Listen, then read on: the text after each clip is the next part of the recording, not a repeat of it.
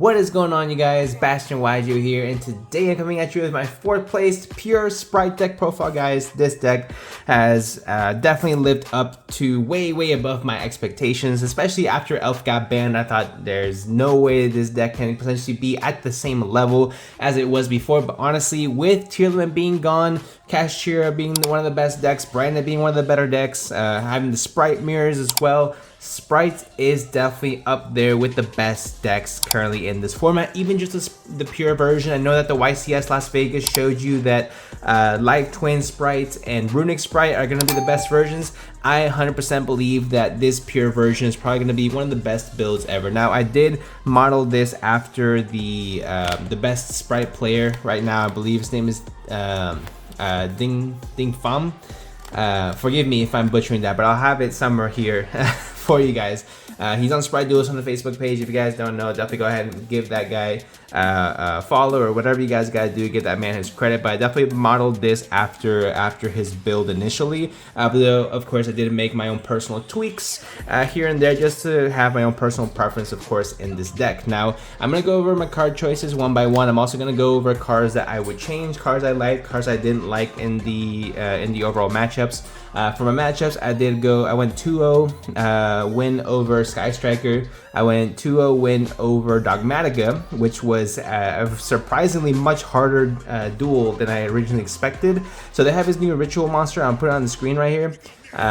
So it has 4,000 attack, I think 4,000 defense as well, and its on summon effect is banish half your opponent's extra deck for free. Or send it all to the graveyard, which I thought was absolutely crazy. So you pretty much sent my entire extra deck to the graveyard, so I pretty much had to manage with just half of my extra deck, which was a challenge, let me tell you. But that was a fun duel. And then I lost 2-1 versus Kashtira, and then I won 2-1 versus Kashtira. So Kashtira is very big at the locals, which is good. I mean, it's fun to have that competitive matchup, don't get me wrong, but I have not gone up against a Labyrinth just yet, so I'm trying to figure out what to play against it. I was very much considering playing like Royal Decree, which is a bit overkill, personally, honestly. It's a really cool tech card, potentially for the Labyrinth matchup. It would be, I think, Jinzo. You can summon it with Mannequin Cat, so Jinzo is actually busted. So I just ordered a secret rare Jinzo. I think it's going to be really good, and it's going to be really fun to see Jinzo actually see some play. But without further ado, guys, I just want to go ahead and get right into the profile and show you guys exactly what my deck build was, and what cards again I liked and what I didn't like. If you guys like this more in-depth analysis type of deck profiles, let me know by smashing that like button, subscribe for more, and without further ado, let's get right into the profile. Alright guys, so I'm going to show you guys the main deck first. Start off with the monsters. When I start off, of course, we play 3 blue, 3 jet, 1 red, and 1 carrot. So my previous pure Spright build, I believe I played 2 carrot and 2 red, but this should suffice, although I did break twice, not gonna lie, during that tournament. But I mean, I bricked with like Nibiru, Ash, Imperm in hand, triple tactics talent, so and then one of the Spright monsters. So I never really truly bricked. It was a better going second hand. But yeah, I mean, this is the standard ratio. If anything, I'd probably play an extra red. But this is also a 42 card build, so there is some space to cut down a little bit, which might have been my why I bricked.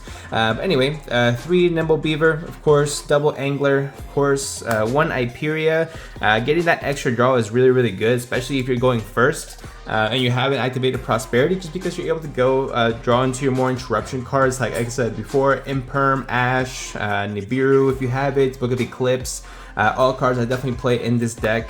Maybe draw into one of your Spright starters or smashers, which I definitely did with Iperia. I actually drew into I had to search double cross, but I drew into a starter, which actually gave me immediate overkill follow-up after that, which is really good. So Iperia, I think, is definitely underrated, just because that additional, just being able to draw one card in this deck can be super life-changing. But yeah, I wouldn't change anything from there. So this is where it starts to deviate a little bit more. So again, I believe his name is Ding Pham. He played 3 Drone Lockbird in the main. I want to go ahead and play Cashier Fenrir, which is actually super clutch and won me at least 3 or 4 matches straight up. Like Fenrir is just a wildly popular card and a wildly strong card as well. I mean, this is definitely an investment for the deck for those of you guys who want to play a Sprites. But I think honestly it's definitely worth the investment. If you can't, Drone Lockbird still a phenomenal card, still stops a lot of decks. But Fenrir is just so good. Being able to special summon it, get another copy of itself in case your board gets blown up, special summon another one. But having its immediate interruption as well is just so good. Being able to banish on attack declaration, which is wild. And also being able to banish in case your opponent activates any type of monster effects. I just think this card has such good interruption, and it's a card that demands immediate attention from your opponent. Next we play 3 Nib and 3 Ash for our monster hand traps. Ash, of course, pretty standard. You're gonna go ahead and play this against pretty much blow a card against Branded Despia. You hit the Branded Fusion. I did not resolve Nib once during the tournament, mainly because well, it's a very close local, so everyone gets to see what they're playing. So after the first round, pretty much everyone was playing Spright. They started playing around Nib, things like that. So, which is understandable. It's definitely like a valid strategy. I'm not knocking it whatsoever, which was definitely the smart thing to do by any of our opponents, things like that. So I think it's resolved Nib, unfortunately, but it is what it is. It's still a really good card. It's definitely worth main decking because essentially it does force your opponent to play around it, which then lessens the amount of interactions that you have to then play against. But yeah, last 2 monsters in the main deck, one the Morphage Goliath and one Thunder King Ryo. So I might take out the Ryo just because I'm pretty much the only Spright player left at my locals. If you're going to go to a bigger event, I would definitely recommend keeping the Ryo in there because of Sprite's popularity. I think it's still going to be really good. But one Goliath, which came in super freaking clutch. This card is absolutely wild. So I saw deck profile like maybe an hour or 2 before tournament, and I said, oh, this is something I have to build. What is this card? And it's actually really broken. So Goliath, what he does is when it's on the field, not a political special summon from the extra deck. So, and it's 2750 attack, which is bigger than any Kashtira main deck monster. So you summon this, and then your opponent just can't do anything. So this is an immediate block card against Branded Despia as well as the Kashtira strategy. So I think it's really good. This is really good against Sprites, and again Jinzo is fantastic against Labyrinth, which again I still have not seen. It might just be my locals or whatever it might be, but I know Labyrinth is around. So, but it is what it is. So that's gonna be it for the monster counts, guys. I'm not sure how many monsters, but I would take out probably the Ryo just because, like I said, Sprite's not really as popular in my locals. But if you're gonna go to a bigger event, I would highly recommend playing Thunder King Ryo, just because this card is such a phenomenal blowout card against it. I mean, it's really good. I should probably get a higher rarity version of Ryo now that I keep talking about it. But yeah, now on to the spells. So guys, for the spells, we play, of course, 3 starter, 1 Gamma Burst, 1 Smashers. Gamma Burst underperformed, I'm not gonna lie, in this tournament, mainly because well, it just never really came up for me, but I know it is a really good card. It does need to be main deck, so it's not a card that I am planning to take out anytime soon. But I just want to say for this tournament, it did underperform, so don't be discouraged if it does happen. I think Gamma Burst is still definitely a main deck worthy card, with the limitations of not having Elf and not being able to get any other type of recursion, interruption, or whatever it might be. Next, 3 copies of Book of Eclipse. Book of Eclipse, pretty much mandatory. Won me a lot of games. Book of Eclipse did. Essentially, I don't care how many cards my opponent draws because I'm going to go into Gigantic anyway, activate Gigantic effect, and they can't nib me. So as long as I can't get nibbed, I'm perfectly fine. Just, I'll play through the interruptions, whatever hand traps other than may have, and then just go clean off on them. And with Book of Eclipse, just so good. I mean, I think at one point I gave my opponent a draw 4, and I still ended up winning that match. So I think Book of Eclipse is just really busted. Next, 3 copies of Power Prosperity. Consistency is key, especially with this type of deck being a higher deck count. I want to make sure that I am able to see the cards that I need. There are a few times that I actually went Prosperity for 6. Just because I wanted to go ahead and see like my side deck, or I want to make sure I guarantee I saw something. That's kind of how I lost also my my first cashier matchup, because I activated Prosperity for 6 because I wanted to go ahead and get either like an evenly matched or something else I had in my side deck for Kashtira, and I just saw nothing. A bunch of Spright cards and I think 2 Ash, but Prosperity still really good card. 2 Triple Tactics Talents honestly did underperform for some reason. These are the 41st and 42nd card because the deck was done, and then I said, well, I can't really play without Triple Tactics Talents, and then I take it to locals, and for some reason it just never came up. Not to say like Triple Tactics Talents is a bad card by any means, definitely still one of the best cards in the game. Just for me, it did not come up, so it's probably more of a side deck worthy card, if anything, for when you're going first, just in case you get stopped. Actually, or going second is really good because you're gonna have more monster interruptions that your opponent's gonna want to activate. So it really just depends on how you feel about it. But that's gonna be it for the spells, guys. Now on to the traps. So I feel like traps for Spright are pretty standard at this point. Nothing. We're not gonna try to reinvent the wheel with them. 3 Imperm, 1 Double Cross.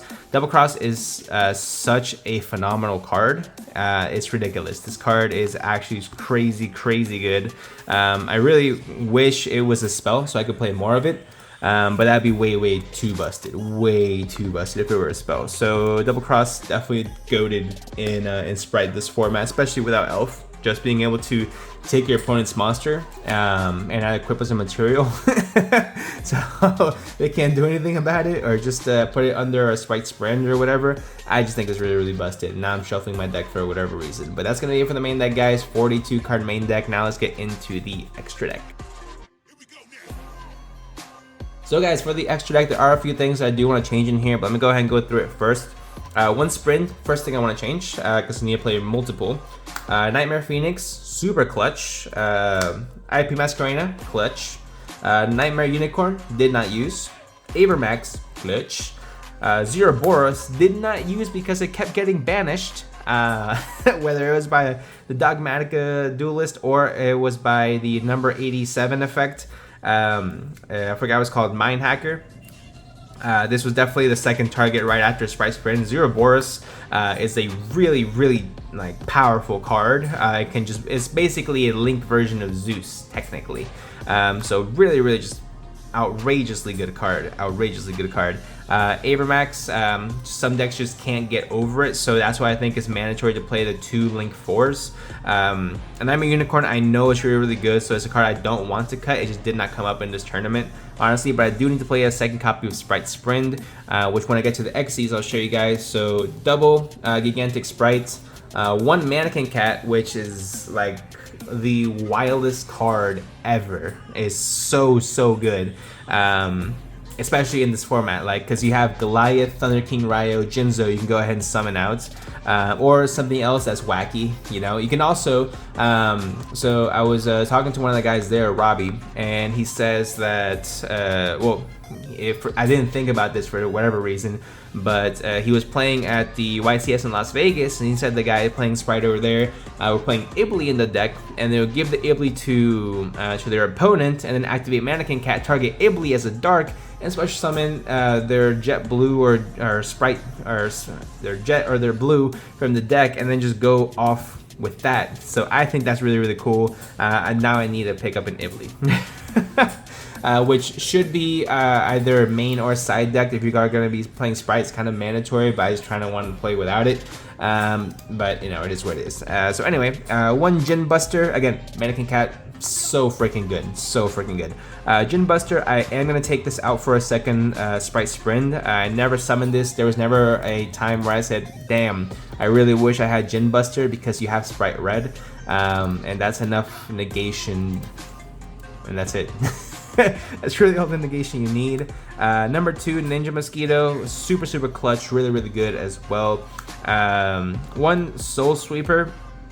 This actually won me a game in a combo with Book of Eclipse. So what I did was my opponent had a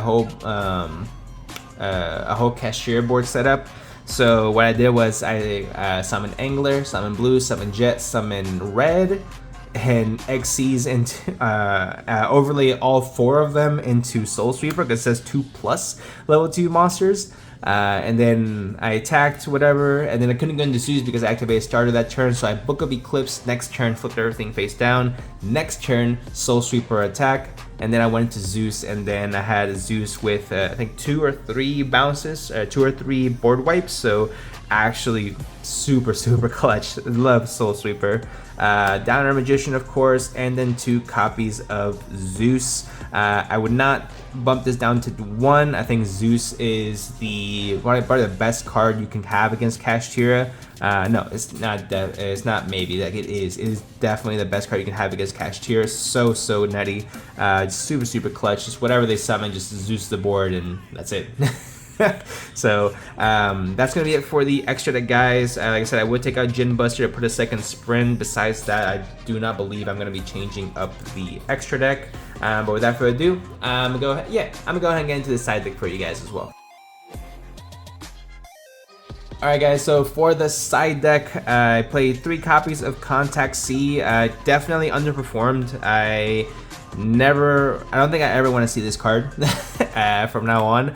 I think a better choice would be Lightning Storm. I think that would be a much better option, or Raigeki, Dark Hole. Any other board wipe would be way better. Even Interrupted Kaiju Slumber would be better than Contact C, just because Contact C was really good before Kashtira started understanding, hey, this card's being used, so is Ibli. Let's go ahead and play around them by playing the Fur Hire Link 2. They're also playing Hiata, the Fire Charmer as well. That one really threw me off. They made with a Contact C and a Rise Heart.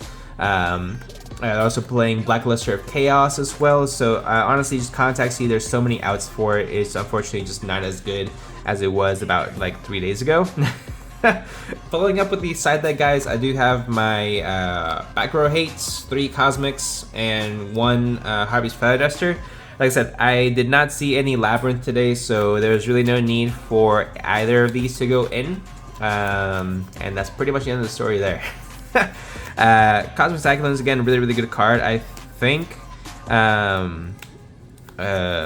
I don't know if I want to keep the Cosmic Cyclone over the Twin Twister, or which one would be better at that point, but because this one you can't really use in time, would you really need it if you're going second? So I probably put the Twin Twister back into my side deck, but it was nice being able to go ahead and try it. And it's nice being able to know that I can actually play this or Twin Twister instead of having to play like a Royal Decree like I was really thinking before the tournament. But I really see Jinzo takes care of it, and if you're playing Lightning Storm, then that takes care of most of the Kashtira board anyway. Except for the Era, of course, which you're still gonna have to go ahead and deal with, but there's definitely a way for it. Last 2 spells. Change Your Heart, Mind Control. These are I really want to go ahead and main deck these because these are absolutely wild.